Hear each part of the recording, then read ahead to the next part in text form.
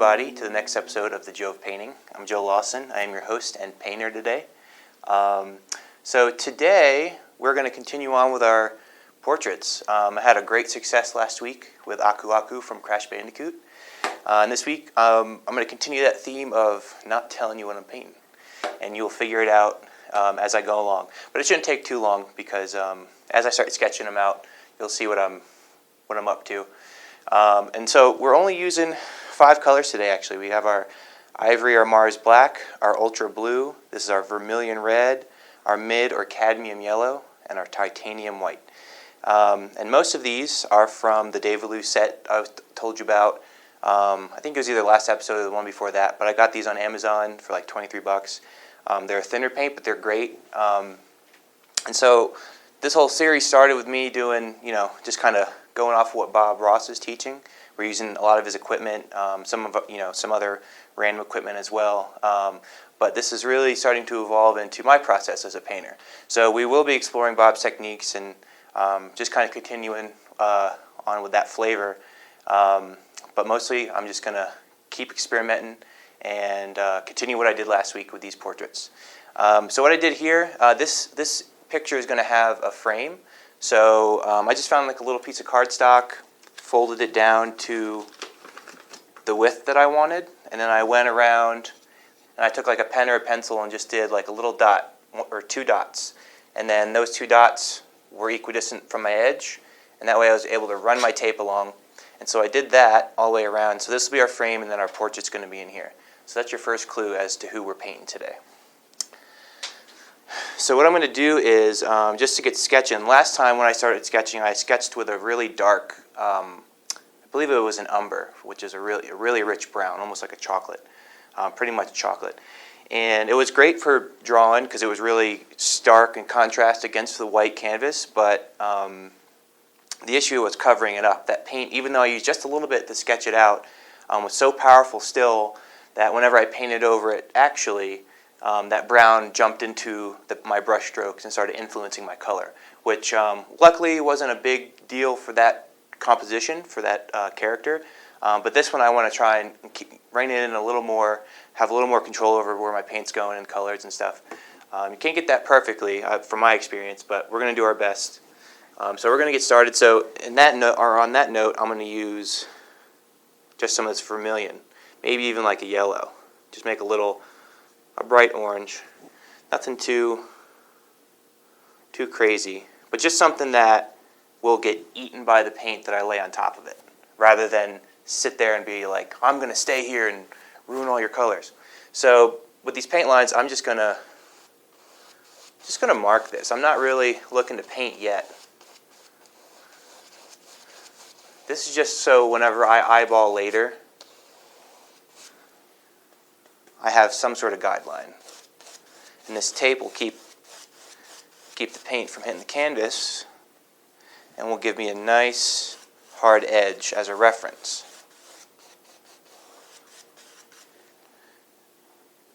So I laid that paint or the tape down, and so this white section that you see is my border, and it goes all the way around.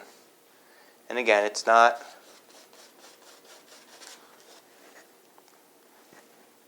a final line by any means. None of these first lines are going to be final. They're just a sketch. They're just me orienting myself, my mind, to the page.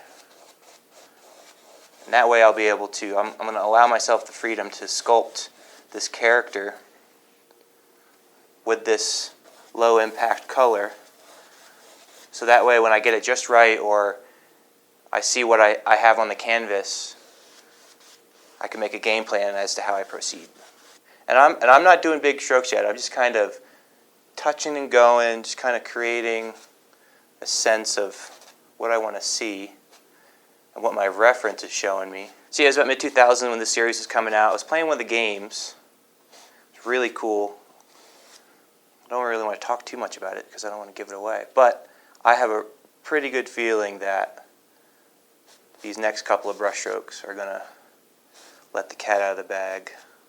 So you can see I told you I was going to do brush strokes. I'm already jumping the gun. But it's okay, because once you start doing these touch and go dots, if you see it and you have the confidence, or you feel the confidence to kind of solidify the line, go for it. Take the risk.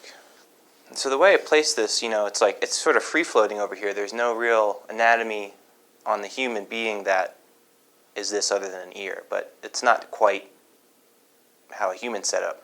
So what I did was, anchoring this on his helmet, I was like, well, does it go here? Does it go up here? Does it go more down here? Like, how do I anchor that?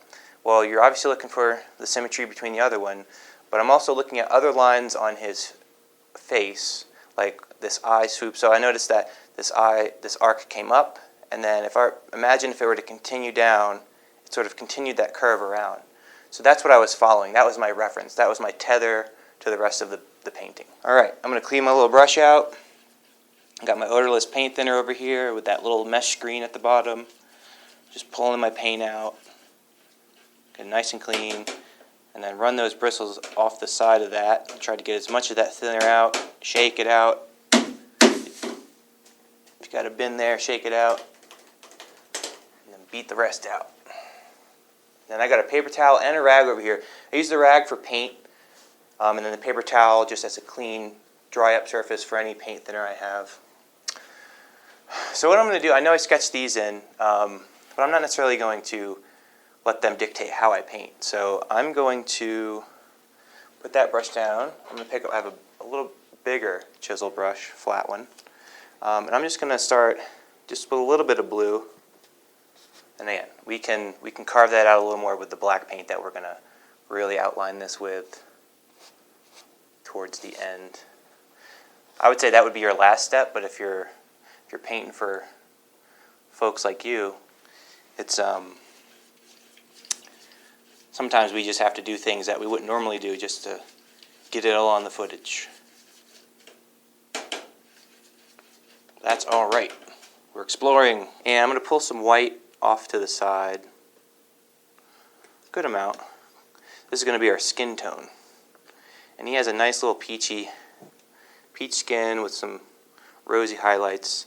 So I'm just going to go in with a little bit of yellow, just a smidge of that vermilion, and start mixing. See what our first color additives create for us. Hopefully that white will drown out these hues and give us just enough shine through so that we get that peach. What I love about this new method that I've been experimenting with is that it takes a little longer, I guess, but you're spreading out how much paint you're putting on the canvas. And so that way, even though if I used all that on his face and it wasn't quite enough and I have some more work to do, I know what colors went into it and how much, so I can gently add them in those areas and sort of mix them in real time as I'm painting. Be careful on your blue edges. You don't want to pick up that blue just yet, especially because this color we're using right now is highly influenceable. It can be affected very seriously by the blue, is what I'm trying to say. So you see we're blocking out these colors. We're getting the bases in here. We're building the image for ourselves. Telling ourselves, oh yeah, I do know what Mega Man looks like. He's so awesome on Smash. I mean, he's like a medium character, but he packs a punch. When I'm in the groove, which is rare, but when I'm in the groove playing Smash, and I'm Mega Man, it's game over.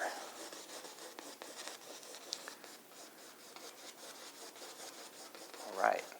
And luckily this white is so powerful too. It'll just swallow colors, lighter colors, not like the umber or like black. It will in the tiniest of quantities. But if I'm just adding some yellow or orange, it'll just dilute right into that white, and it won't overpower it per se.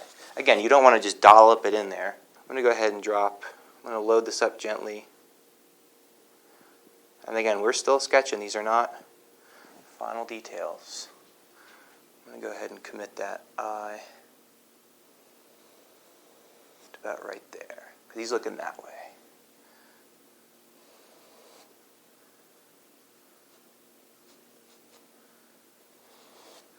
You can see it already starting to mix with the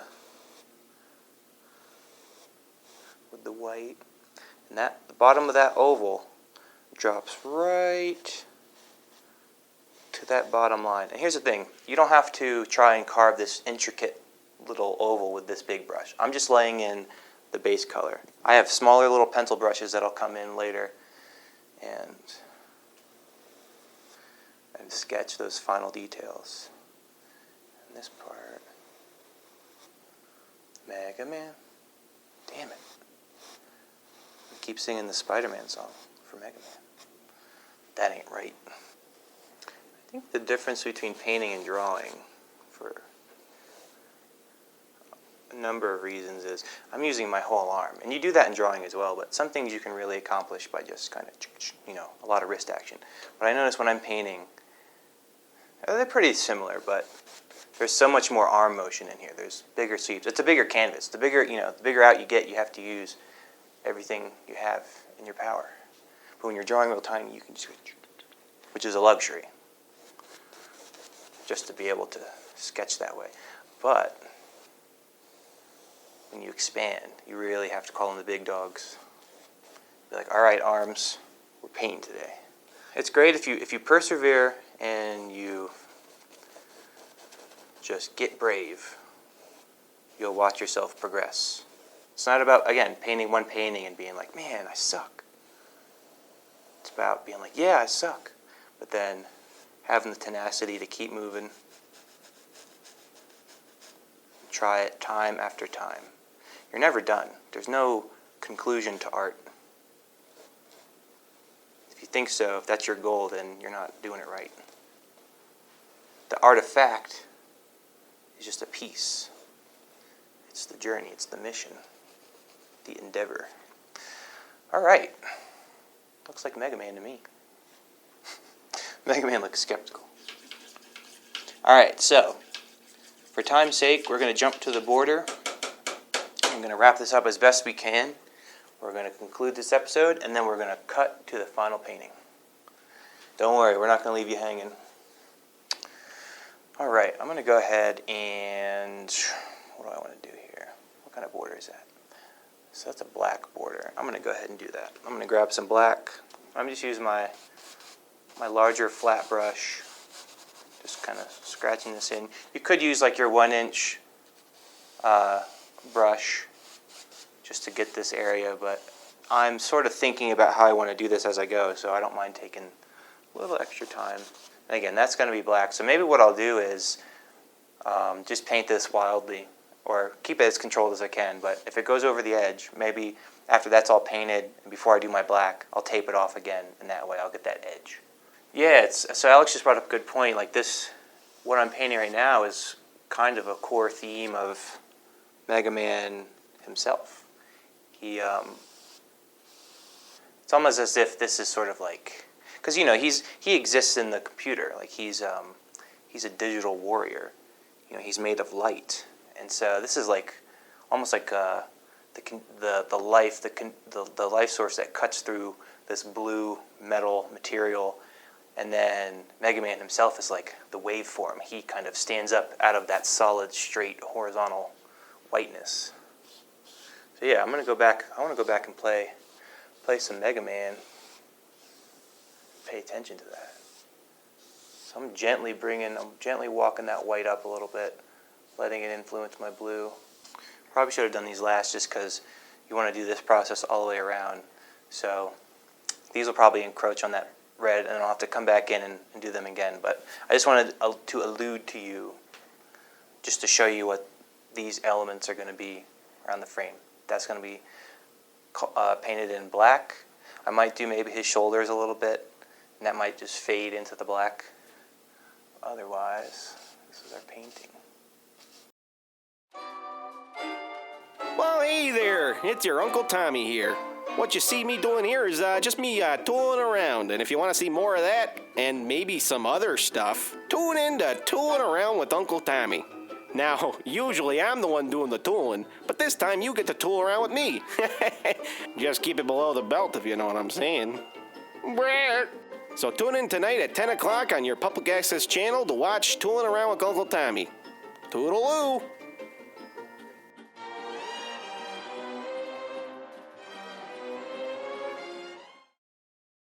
Welcome back, y'all.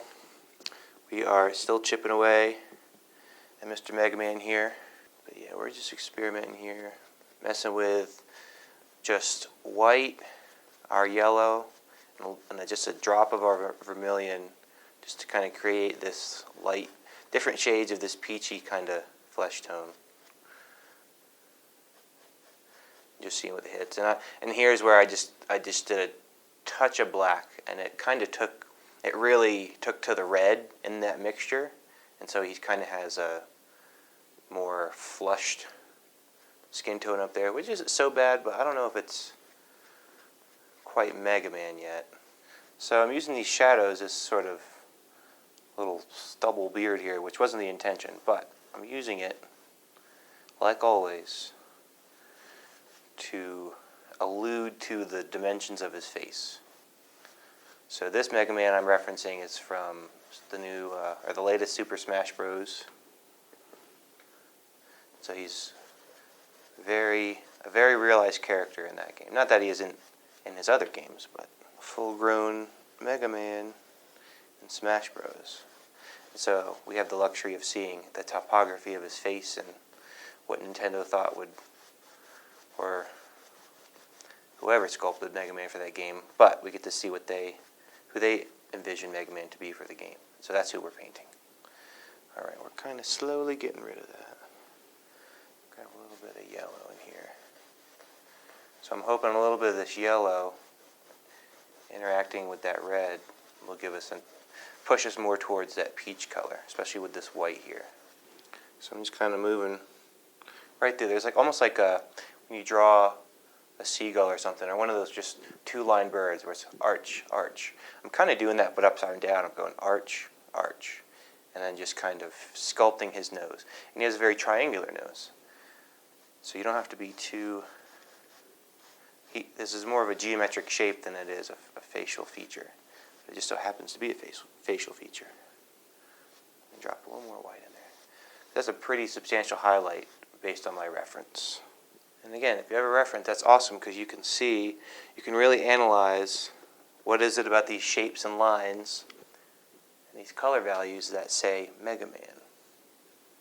Why is this not Mario right now? Obviously colors in the helmet, but facial feature wise, that's a much more uniform and specific area of differentiating between characters and people for that matter. Alright, so this is where our highlights start to come in. Get a little bit more blue in here. I wouldn't normally use my little pencil brush for this, but it's armed and ready, so I'm just going to go with it. But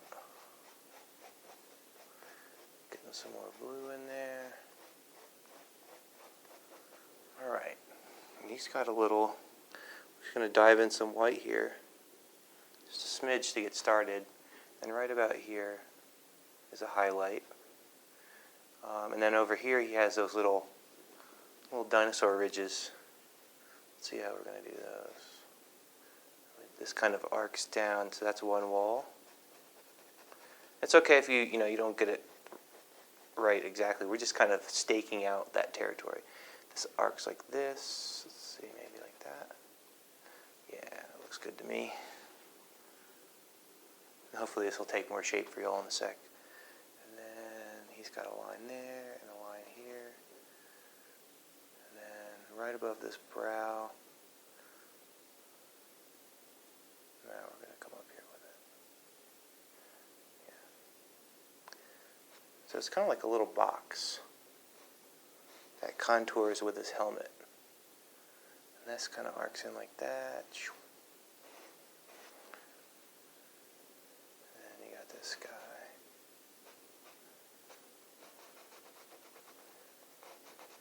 Again, just see it and then commit it into the painting. And this is just like a little under sketch. Man, it's only what this white's called titanium white, and it's only when you're working with it on the canvas and you see how it interacts with other pigments where you're like, that's why they call it titanium. There's like this metallic sheen to it. That's just awesome. So we kind of have three shades going on. We have our lightest shade, an in-between shade, and then our darkest one. So we have 3 shades of the same blue kind of building a shape for us. It's presenting itself. It's saying, hey, I am this weird rounded rhombus thing. And again, we're just worrying about blocking out these colors at the moment. We'll sculpt in final boundary lines in a second. Just want to make sure we're covering the territory. We'll sweep up in a sec. See? What up, Mega Man? You're coming to life. Look, he even has a little smirk now. Welcome to the world, Mega Man. I'm going to lighten this guy just up a little bit more.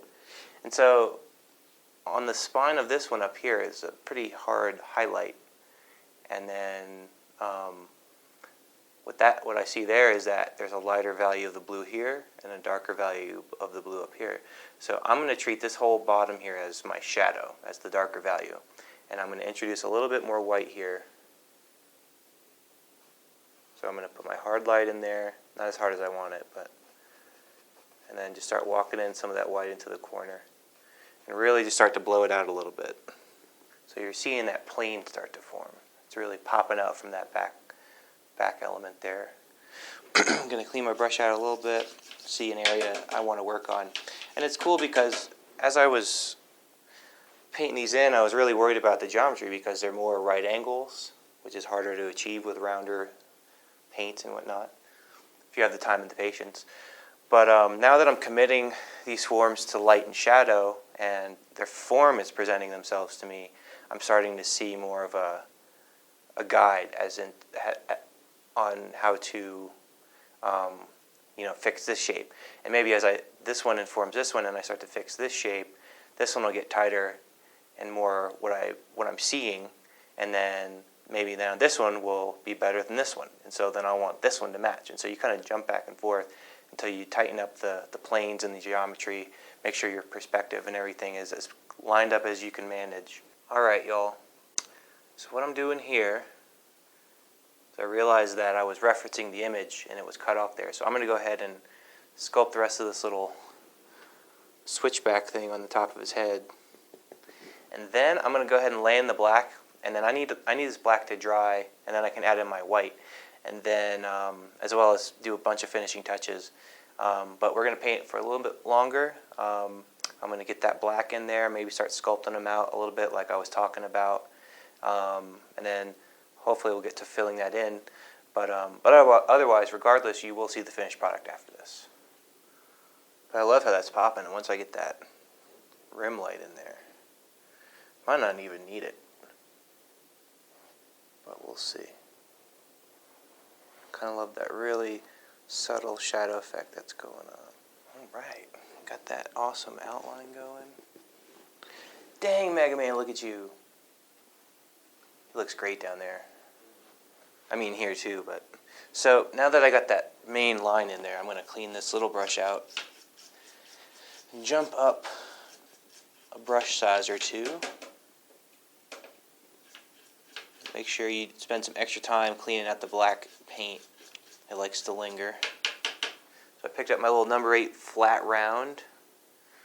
I think that'll help us make speedy work of just filling this guy in. Whew. All right. I think that's all we have time for today. But stick around because I'm going to finish this up and you're going to get to see the final product. I'm going to finish laying that black in. I'm going to tighten up this border, get these red orbs in here, and then I'm just going to go at it and get Mega Man to his final stages. He still has quite a bit of detail work to do, but I know where to go with it now, and I'm very excited about this. Thank you for joining me. As always, I'm Joe Lawson, your host and painter. Please like, comment, share, subscribe. If you worked alongside me today, tweet at me, show me what you're working on. I love seeing all that work. Whether it's painting, crayon, colored pencil, whatever you want to do. There are no rules, but just have fun. That's the only rule. If you're not having fun, you're not doing it right.